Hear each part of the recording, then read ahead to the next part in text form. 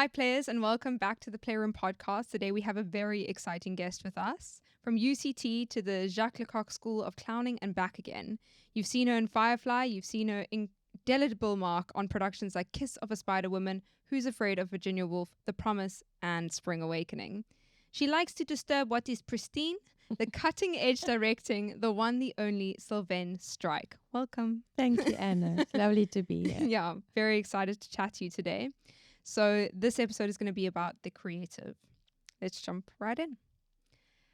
How early on in your life did your love for theatre take root? This question always comes up, and it's important because I think it means that when one is exposed to theatre very early, the possibility of a life in theatre becomes very real. And I was taken to theatre as a child. When I knew that I wanted to be a part of it happened when I was sitting on my father's shoulders at the age of 3 in a carnival. Jeez. It was a very, very distinct desire to actually be a clown more than an actor, because I saw a clown on a high wire, and I was like, I could do that. That's so cool. 3 years old. Yeah, it's very, very clear. It was very clear. It wasn't a conventional thing. Yeah. And I mean, after that went on to do ballets and see ballets, and that was also a schooling I went through for many years of my life. But I kept on harking back to that particular vision that grabbed me. And that is exactly what you became. A clown. Laughable. Laughable. So then when did you start drama and dance in school? I started ballet very early. I suppose like a lot of us, and especially little girls born in the 70s. It was something that one had to do. And I'm very grateful that I did. It taught me discipline, and it taught me control, and it taught me grace. So I've always carried that with me. Theatre classes I never went to. It was a very rare thing to have. And did a normal high school until grade 11, which is when I transferred to the Ballet Art, Music and Drama School in Pretoria. Okay. Because, the bug had bitten quite severely by then, and I was desperate to do something that I felt I did well, whereas normal school was what it was, and I wasn't terribly good at it. So did something happen in grade 11 or just before where you were like, I'm done with this school thing, let's do something else? It's interesting because in grade 11, actually in grade 10, I had a very severe car accident in which I broke my shoulder and couldn't do ballet anymore. Crazy. And that left a gap for what do I really want to do. And for a while, I hadn't been enjoying ballet very much. I felt very restricted by it. I was still dancing.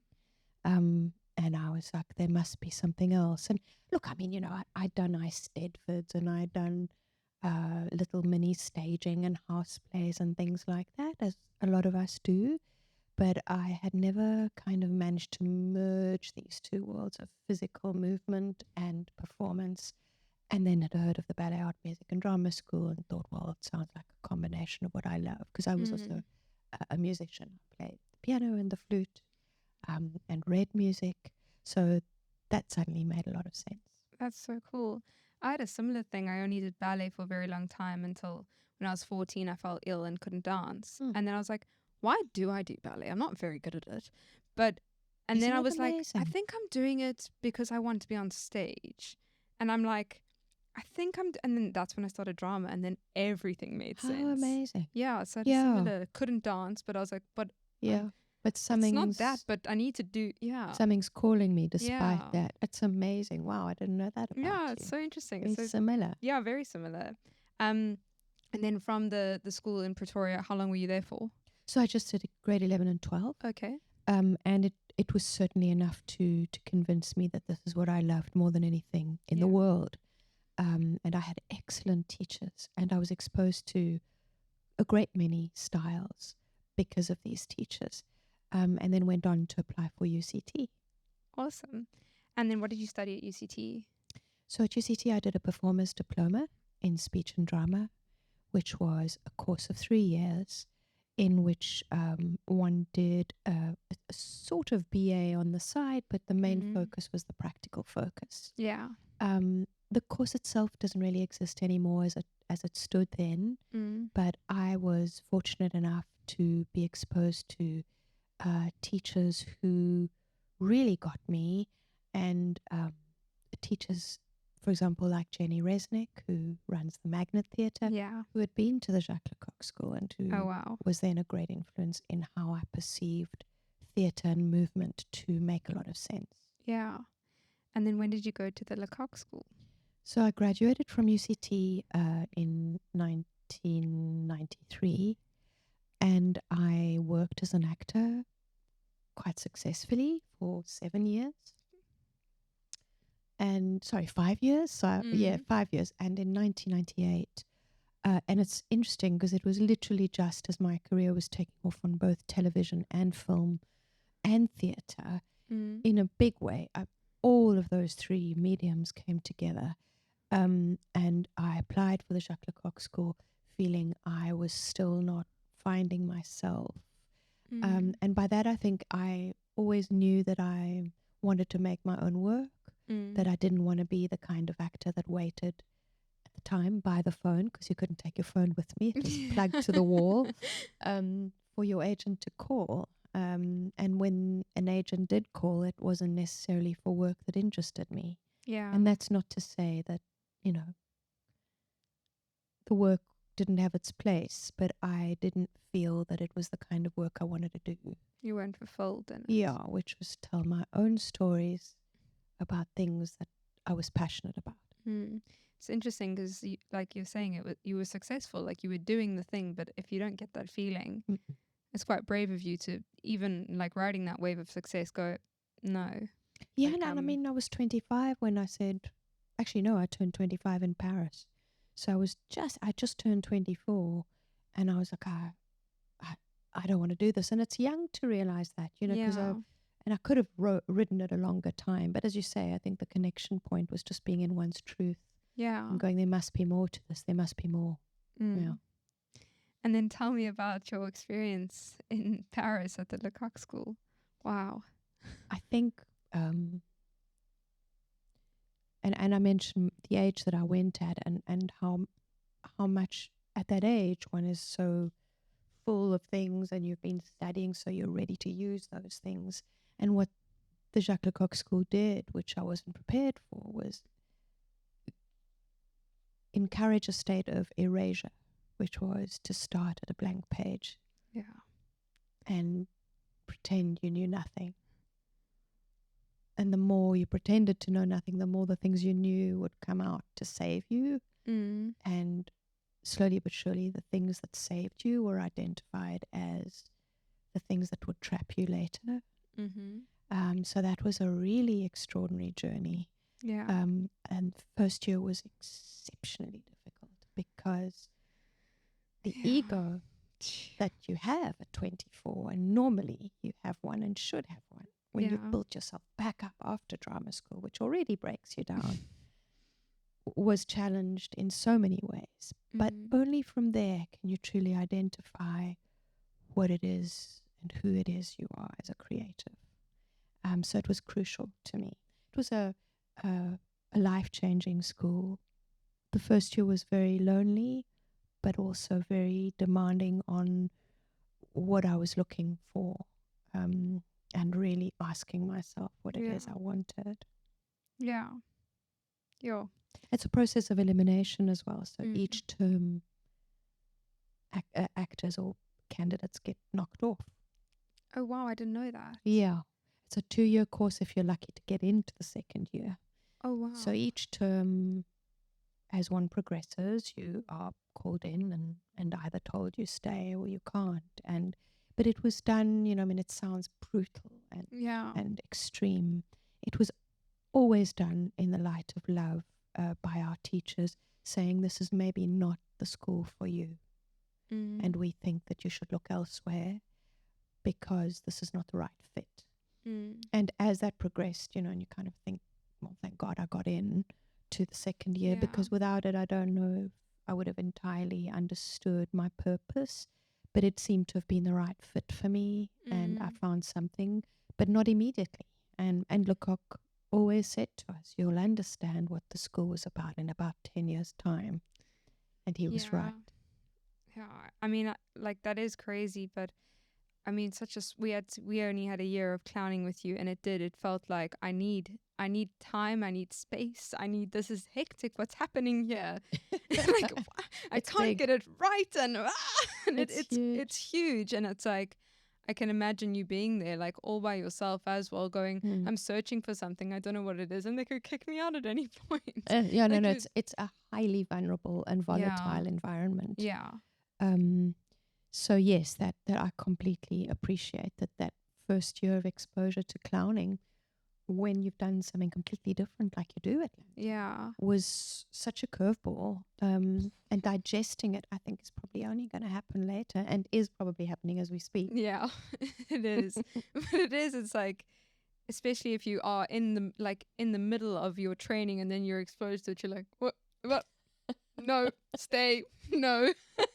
I had something under control. Yeah, like, why are you doing this to me right now? I remember that in you. I remember it clearly, and it was no. Yeah. But it was.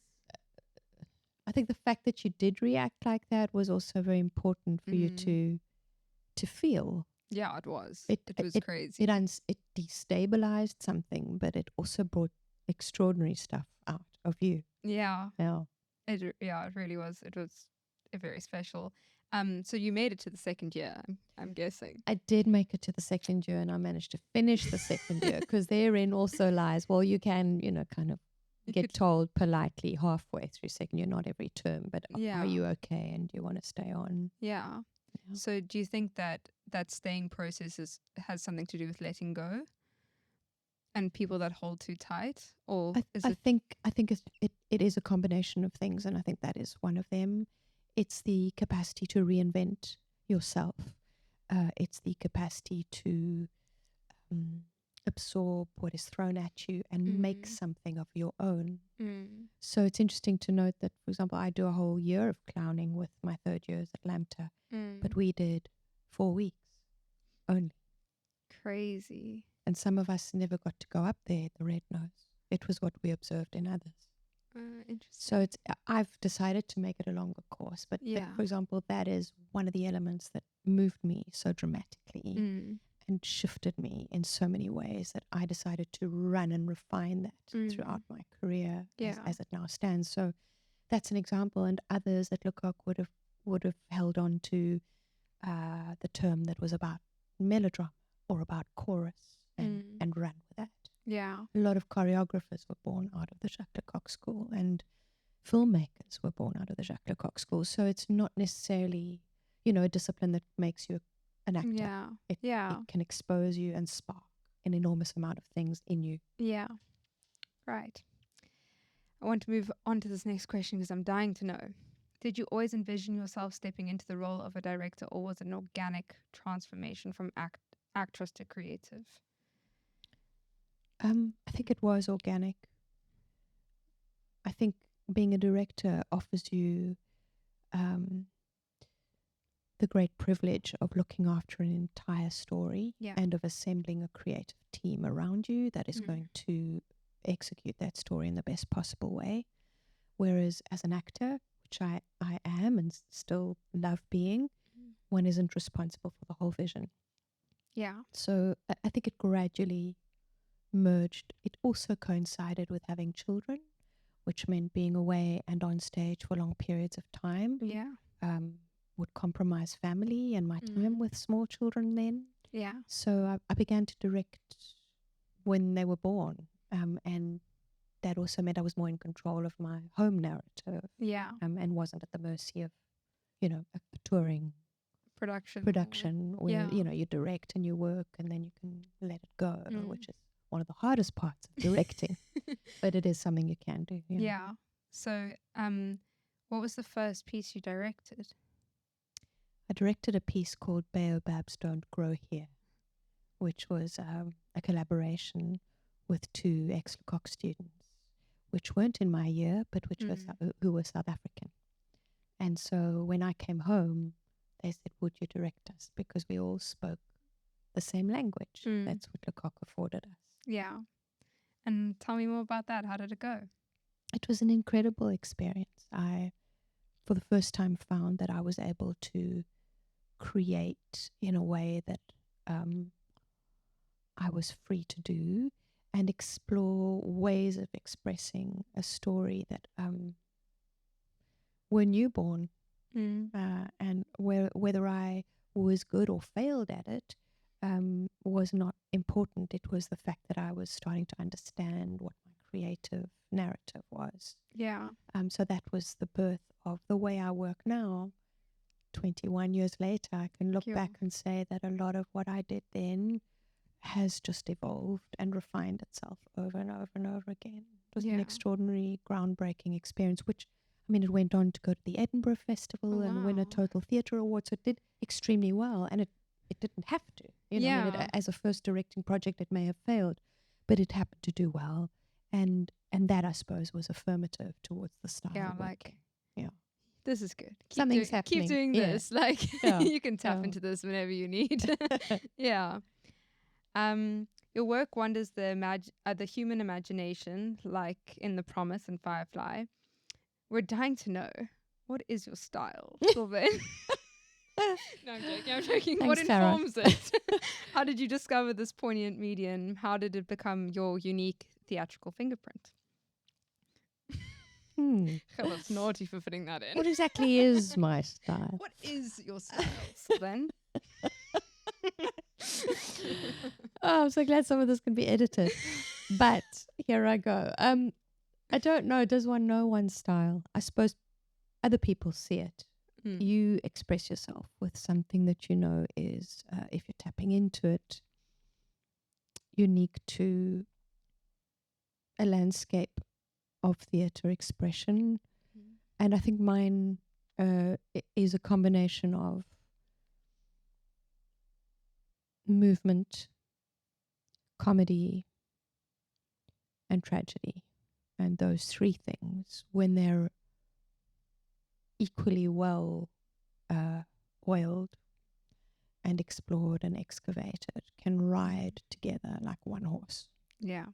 And the fine line between pathos and humor and then movement is something that I think became the blueprint to my work. Yeah. I always like to make sure that people are moved.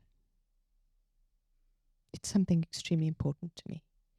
But I will never leave an audience broken in a way that's hopeless. Yeah. That's very important to me as well. Yeah, people have to find light in the work, and there always is light. Yeah. Amazing. So, do you think that many things inspired your style, your blueprint? I'm like scared to say that word now. But do you think that many things inspired you along the way, or was there a moment that you knew, like, this is my voice, like this is the voice? I think humanity inspires me to try and say something about it all the time. Having children had a massive impact on my life as an artist. Personal loss has had a massive impact on my life as an artist.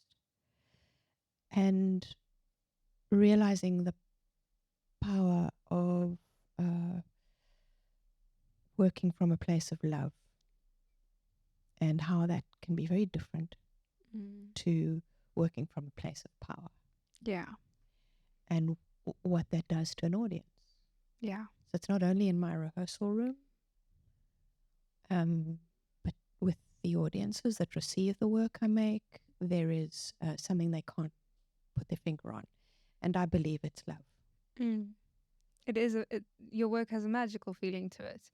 And it's been awesome to be in the rehearsal room with you for so long and watch this production go up of Spring Awakening and just see that it was just love. There's no actual magic. But I was convinced there was for a while. Yeah. But it is love. you step into the room every time with so much love, and I think you can't create something as magical as you do without it. So that's been awesome for me to see so early on in my career as well. Thank you. To see that love. Thank you. Yeah, and I think, in a way, for those who aren't familiar to a process, receiving love when one is bereft of it, as an audience member, in whatever capacity, Yeah. You might have a happy home, but you're watching a play that makes you feel loved in a way you haven't understood it. Yeah. Is our power and probably our alchemy as artists. Yeah. And so there is magic in there somewhere. Somewhere. It's in the tree. All right, one more question for the creative.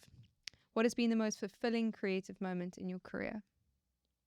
Not an easy question, but One moment. you can pick like 3. Oh goodness,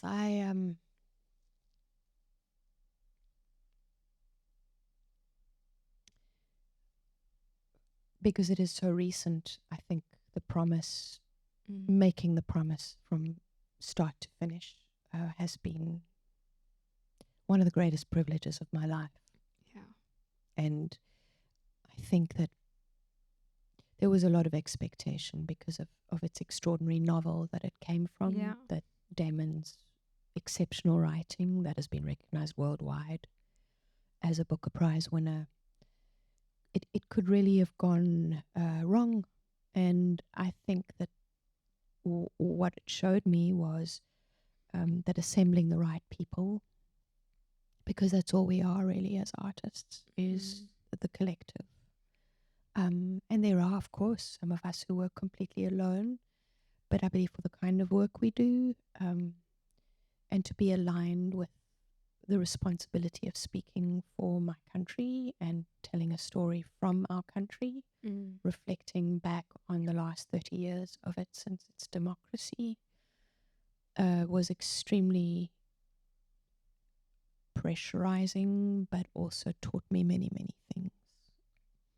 So that I'm really, really proud of that piece. Yeah. And I think it was everything I've ever done prepared me for that. Yeah. And then it was followed very shortly by Spring Awakening, which was my first musical, which I literally started rehearsing a week after I opened The Promise. Yeah. And it will forever be a twinning in my life of styles and work that I'm exceptionally proud of because of the impact that it had on the people that I was working with, in both cases, and on the audiences that the work plays to. So I'm very, very blessed. Yeah, you must feel so full after the end of last year. Wow. I mean, The Promise was, I think, the most incredible theatre piece I've ever seen. It really was. Like, I hope it comes back. I really hope it's returning because it just needs to be seen by everyone and worldwide. Thank you. I hope it does get seen worldwide. I think it's new theatre. Yeah. It's new work. It's new theatre. It's a new way of making theatre that I would love to share with the world because it's from here. Yeah. Yeah. It's time that South Africa gets shown all around the world. Do you think that you'll ever choreograph another musical again? Direct or choreograph? Both. I would love to. Yes, I'll take it. I'd really love to. And I hope you'll be a part of it. Yeah, like this can't be a one and only musical. That's all I'm saying. No, but I will say this. I don't think I will just do any musical. Yeah, but that's fine. But I think we know this secretly that's kind of I would absolutely love to make a musical from inception. I mean, that would be for me an incredible thing to do and explore. But I have been incredibly seduced by musicals in a strange way. Yeah. Almost more than theatre elevates work to a level that incorporates everything I've ever studied, which is sound and art and theatre and dance. Yeah. So it all came together. Movement, So for me that was, And I mean, I think the perfect platform was the musical itself. Yeah. Spring Awakening. But I think it's possible now to see that style that I have come to develop be used in these. I suppose the next step is also to make a film in this style. Yeah, for sure. I think that the style that you created with Spring Awakening, I think the world is ready to see musicals in that style. I think so. I think that's how well received it's been and how refreshed people have felt. I think, I don't know, for me it feels like the world is ready. And I think we all are too as artists. Like, that's how we should be doing it. So it's such an exciting time, and like to just be graduated and be coming into this space where there's like people rocking the boat and doing things completely differently. It's so exciting. It's huge. It's a wonderful thing for you guys to be a part of, and for us to have you collaborate with. You know? Yeah. It's a very important thing. Make no mistake, for us to have young talent on board. It is important, very important to us, and it defines how we move forward too. Yeah. Anyways, so that is Syl the Creative, everyone. Please come back next week for Syl the Professional. Thanks so much, Syl. Thank you. And I don't have like an outro or anything, so I just do that. It's